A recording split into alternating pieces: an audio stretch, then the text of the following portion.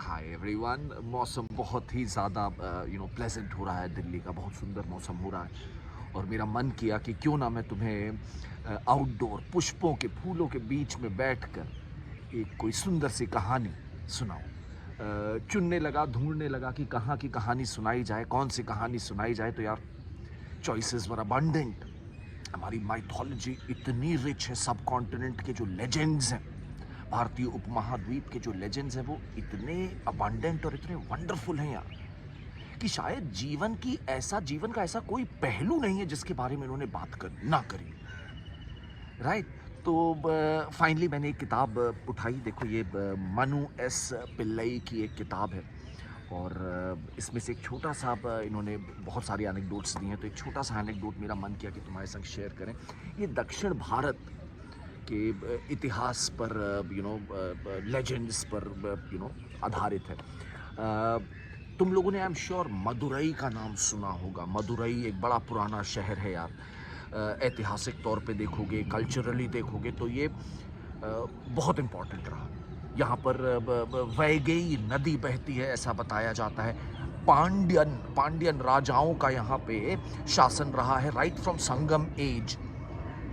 Isn't it? Sangam age से अगर देखोगे तो यहाँ पे पांड्यन राजाओं का शासन रहता था। पांड्यन जो डायनेस्टी बोली जा रही है, इनका फ्लैग होता था जिसका symbol, I am sure a lot of you people know this, मछली होती थी। दो मछलियां, जिसे अंग्रेजी में लिखते हैं कार्प, जो एक दूसरे को फेस करके कुछ ऐसा सिंबल बना करके इनका एम्बलम था।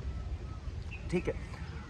यहाँ पर मदुरई में एक बहुत प्रसिद्ध मंदिर है, मीनाक्षी सुंदरेश्वर मंदिर। मीनाक्षी टेम्पल या मीनाक्षी सुंदरेश्वर टेम्पल इसको कहते हैं। इसी के लेजेंड के बारे में मेरा मन किया कि मैं तुम्हें थोड़ा सा इस बारे में कुछ बताऊं। बड़ी मज़ेदार कहानी है यार, बड़ी मज़ेदार कहानी है। हम लोगों को लगता है ना कि यार ट्रांसजेंडर्स, थर्ड सेक्स, ये सारी जो चीज़ें हैं, हमें लगता है कि यार ये इसके बारे में पहले बातें नहीं होती थी, अब लोग खुल के विचार कर रहे हैं, बातें कर रहे हैं। नहीं, इनकी बातें हमारे एपिक्स में, हमारे लेजेंड्स में जिस तरह से सुनियोजित तरीके से रखी हुई हैं, वो अपने आप में ही एक बहुत बड़ी बात है। ठीक है। तो उसी से रिलेटेड कुछ टॉपिक्स हैं जो मैं तुम्हारे सामने एक स्टोरी के माध्यम से उठा रहा हूँ। नोश फरमाओ। तो होता कुछ ऐसा है कि हम लोग को बताया जा रहा है कि एक किताब है जिसका नाम है बेटे तिरुविलई यडल पुराणम। तिरुविलई यडल पुराणम, ये सबसे अर्लीस्ट कह सकते हो रिटन सोर्स है स्टोरी का। जो ये मीनाक्षी सुंदरेश्वर मंदिर है, इसको तो करीब 1190-1200 के आसपास सदाए वर्मन कुलशेखरन पांड्य ने बनवाया, जो अभी का मंदिर है कह सकते हो। बाद में इसमें विजयनगर राजाओं ने और नायक लोगों ने, पॉलीगर लोगों ने भी इसमें तमाम एडिशंस किए। बट इसकी शुरुआत अगर कहीं देखोगे हिस्ट्री की, तो बहुत पहले से ये मंदिर कहीं ना कहीं बहुत पहले से मौजूद रहा है। तो हम लोग को बताया क्या जा रहा है, जो किताब मैंने तुम्हारे सामने भी जिक्र किया, एक बार फिर से बोल रहा हूँ, तिरुविलई यदल पुराणम। तो हमें बताया जा रहा है कि बेटा, एक पांड्यन राजा थे और उनकी वाइफ। ठीक है। इन लोगों को बेटा नहीं हो रहा था, इन लोगों को कोई चाइल्ड नहीं हो रहा था। तो भाई जाहिर सी बात है, kings are often worried about their lineage, कि भाई who is going to rule after me. तो वो परेशान रहते थे। तो उन्होंने बड़े यज्ञ कराए, बड़े संस्कार कराए। फाइनली एक बहुत बड़ा प्रकांड पंडित इनको मिला और उसके सौजन्य से इन्होंने एक बड़ा सा अनुष्ठान कराया कि भाई मुझे एक बेटा चाहिए। और हुआ ये कि बेटे, अनुष्ठान की अग्नि से एक बच्चा, 3 साल का बच्चा इनके हाथ में आया। The child was already 3 years old, और अग्नि में से ये निकला और इन्हें बेटा चाहिए था। बट इनकी किस्मत में शायद कुछ और था। और हमें बताया जा रहा है कि ये जो बेटा बच्चा आया, इट वॉज ट्रिपल ब्रेस्टेड, मतलब इसके 3 निपल्स थे। So it was not a boy, it was not a girl, it was somewhere the third sex, triple rested. ये एक बच्चा इनके पास आया, इसको देख करके राजा और रानी बेचारे घबरा से गए, परेशान हो गए कि यार ये क्या हो गया, हमें तो एक बेटा चाहिए था, ये क्या फ्रीकिश सा क्रीचर मिला हमें। ठीक है, फिर वहां पर आकाशवाणी होती है कि भाई आप इसको एक बेटे की तरह पालिए और परेशान मत होइए, सही समय आने पर ये अपने फेमिनिन फॉर्म में आएगा, फेमिनिन फॉर्म में आएगी आई शुड से, राइट। ठीक है भाई, ओके। राजा ने ऐसा ही करना शुरू किया। इनको जो है इसका नाम रखा गया मीनाक्षी। मीन का मतलब होता है मछली और अक्ष का मतलब होता है और नयन, आंखें। सो फिश आइड, मछली सी आंखें वाली मीनाक्षी। मीनाक्षी इनका नाम रखा गया।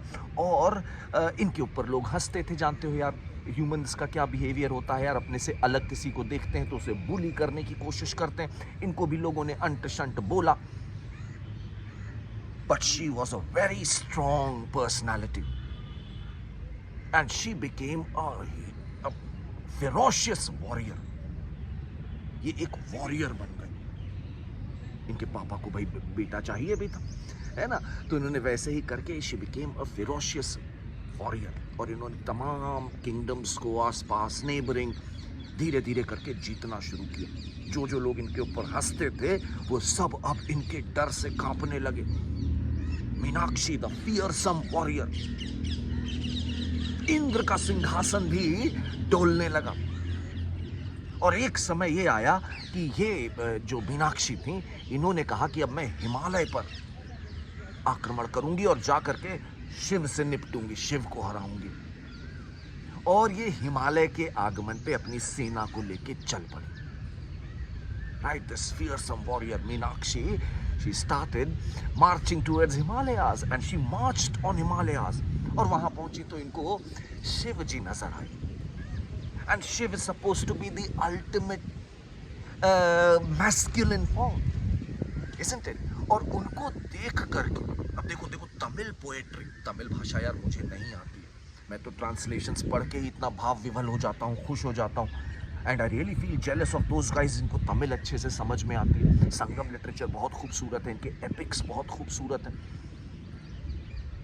है ना। तो देखो कैसे बयान किया जा रहा है कि इन्होंने जब शिव को देखा तो जैसे एक लता फूल के फूल के गुच्छे जिस पे निकल आते हैं, ब्लॉसम हो जाते हैं बहुत सारे फूल, तो वो कैसे ब्रांच या लता कैसे झुक सी जाती है, ठीक उसी प्रकार मीनाक्षी ने जब शिव को देखा, पुरुष के उस अल्टीमेट फॉर्म को देखा, तो उनके अंदर की फेमिनिन क्वालिटीज जो थी, जिनको उन्होंने दबा दिया था, she has transformed herself into a fearsome warrior, तो वो फेमिनिन क्वालिटीज बाहर आ गए और वो एक उस ब्रांच की तरह जिस पे फूल लग गए हैं उसकी तरह वो झुक गए। और उन्होंने अपने अंगूठे के जो पैर का अंगूठा था, जो टो था, उससे शाय, शी बिकेम वेरी शाय, उनको शर्म आ गई। Right, she became very shy. और शिव को देख करके उन्होंने अपने पैर के अंगूठे से ग्राउंड को स्क्रैच करके सर्कल बनाना शुरू कर दिया। She became nervous and shy. Right, उनके अंदर की फेमिनिन क्वालिटी जाग उठी और उन्होंने शिव को प्रसन्न किया। और शिव को लेकर के वो वापस मदुरई अपने पांड्यन किंगडम में आए। उनकी बहुत विशाल तरीके से शादी हुई। इनके मम्मी पापा ने उनकी शादी कराई। भाई शिव जैसा दामाद मिल रहा है यार, किसे नहीं चाहिए। उन्होंने शिव और मीनाक्षी की शादी करवाई। और यहाँ पर तुम देखोगे तो जैसे भाई यही बना, शिव जी को बोला गया सुंदरेश्वर। शिव जी को भी ट्रांसफॉर्म कर दिया गया। उनके पास जो शेर की छाल होती है उसको हटा करके, अगर जैसे यहाँ पे तुम इस मंदिर में, मीनाक्षी सुंदरेश्वर मंदिर में देखोगे तो वहां पर तुम्हें पेड़ की, सॉरी, शेर की छाल नहीं, शेर की खाल नहीं दिखेगी, बल्कि तुम्हें वहां पे शिवजी सिल्क के फॉर्म में दिखेंगे। सिल्क की धोती उन्होंने पहनी है, काफी सारे ज्वेल्स, रत्न, नगीने, ये सब उन्होंने पहने हुए हैं।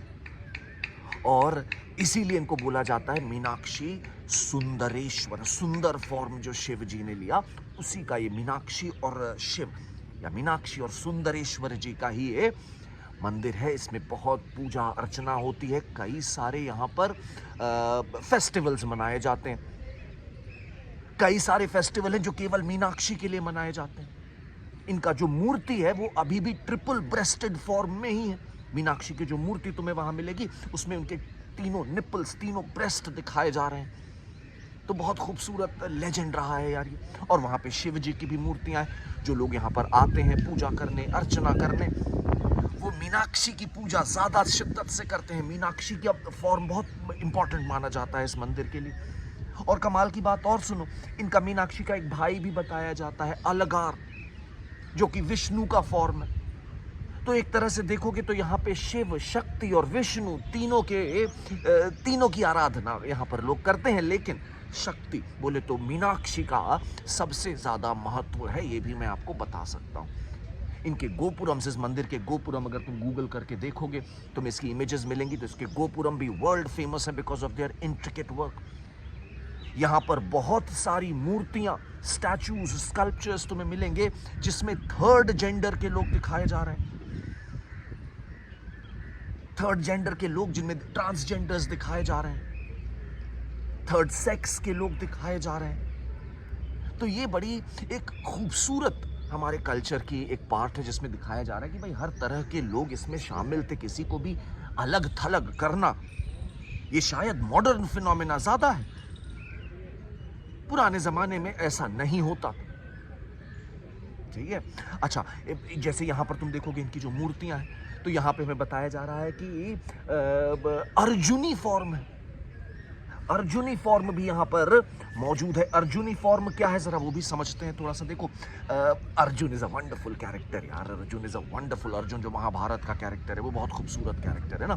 तो हमें यहाँ पे बताया जा रहा है कि अर्जुन और बृहन्नला के मूर्तियां, स्कल्पचर्स यहाँ पर मौजूद हैं। ये क्या है ये भी मैं तुम्हें थोड़ा सा यहाँ पर आखिरी के 2 मिनट लेकर के शायद समझाना चाहूंगा। तो देखो, ये समझो कि हम लोग को बताया जा रहा है कि यार अर्जुन को श्राप मिला था कि इनको जो है कम से कम 1 साल तक थर्ड जेंडर बन के रहना पड़ेगा, इनको यूनक बन के रहना पड़ेगा, ऐसा कुछ बोला गया। उर्वशी ने इनको ये श्राप दिया था। ठीक है, इसीलिए इन्होंने मत्स्य किंगडम में जाकर के, वहां के राजा थे विराट, उनके दरबार में जाकर के एक महिला का रूप धारण किया जिसे कहते हैं बृहन्नला।